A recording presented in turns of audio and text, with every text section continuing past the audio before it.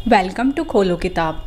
आज हम class 8th की हिंदी वाली वर्कशीट नंबर 5 करेंगे जो आपको 4 अगस्त को मिली हुई है।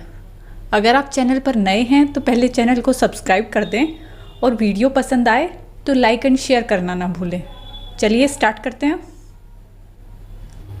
ऊपर विद्यार्थी अपना नाम लिखेंगे, इधर कक्षा अध्यापक का नाम लिखेंगे। इस वर्कशीट में हमें ये एक गद्यांश दिया हुआ है और बाद में इसी में से कुछ प्रश्न पूछे हुए हैं। पहले हम इस पैराग्राफ को पढ़ लेते हैं, बाद में क्वेश्चन आंसर्स को देखेंगे। समाज की सेवा अपनी सेवा है। हम समाज से अलग नहीं हैं। समाज को स्वच्छ रखना हमारा कर्तव्य है। संगति का प्रभाव मनुष्य पर बहुत ज़्यादा पड़ता है। बुरे आदमी की संगति में हम अच्छे नहीं रह सकते।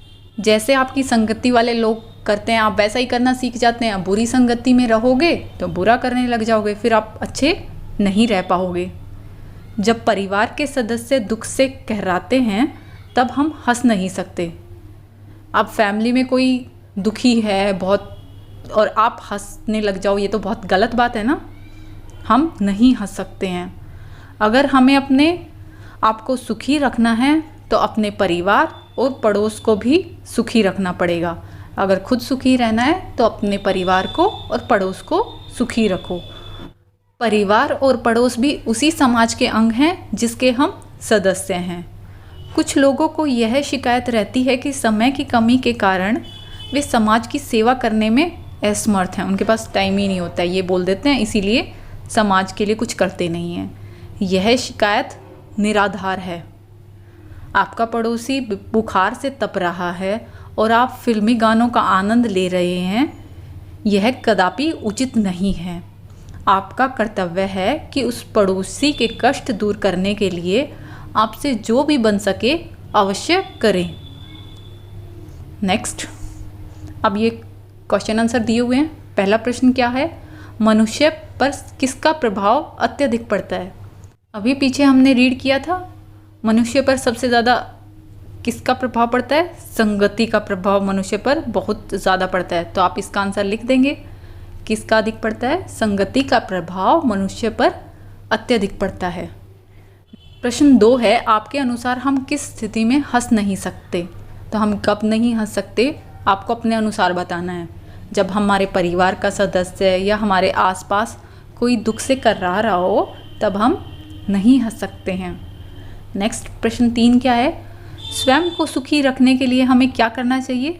अगर आपको खुद को सुखी रखना है तो अपने आस पड़ोस को और अपने परिवार को भी सुखी रखना चाहिए। तो आप आंसर लिख देंगे, स्वयं को सुखी रखने के लिए हमें अपने परिवार और पड़ोस को भी सुखी रखना चाहिए। नीचे 4th में गतिविधि दी हुई है। आपके विचार से हम किन किन तरीकों से अपने पड़ोसियों की व अपने समाज की सहायता कर सकते हैं?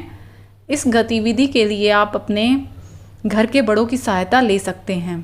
आप कैसे हेल्प कर सकते हैं अपने पड़ोसियों की या अपने समाज की, आपको वो पॉइंट्स लिखने हैं। जैसे ये कुछ पॉइंट्स मैंने लिख दिए हैं। अपने आसपास सफाई रखकर, अगर आप अपने आसपास सफाई रखेंगे तो आप एक तरीके से समाज की हेल्प ही कर रहे हैं ना। दूसरों को ज़रूरत पड़ने पर मदद करके, दूसरों की सहायता के लिए स्वयं आगे आकर। कई बार क्या होता है, कोई आपसे हेल्प चाह रहा है पर वो बोल नहीं पा रहा है, आप समझ जाते हैं कि इसको हेल्प चाहिए मेरी, तो आप खुद से हेल्प कर दो उसकी। और बुरी संगत से दूर रहकर, इससे भी हम अपने समाज की सहायता कर सकते हैं। अगर समाज को सही बनाना है तो हमें बुरी संगत को ही ख़त्म करना होगा। नीचे प्रश्न 5 क्या दिया हुआ है? निम्नलिखित शब्दों के विलोम शब्द लिखिए। सुखी, सुखी का अपोजिट क्या होगा? सुखी का अपोजिट हो जाएगा दुखी। स्वच्छ, स्वच्छ मतलब साफ सुथरा जो होता है। स्वच्छ का अपोजिट क्या हो जाएगा? दूषित। इसी के साथ ये वर्कशीट हमारी कंप्लीट हुई। मिलते हैं नेक्स्ट वीडियो में अगली वर्कशीट के साथ। Don't forget to like, comment, share and subscribe the channel. Thank you.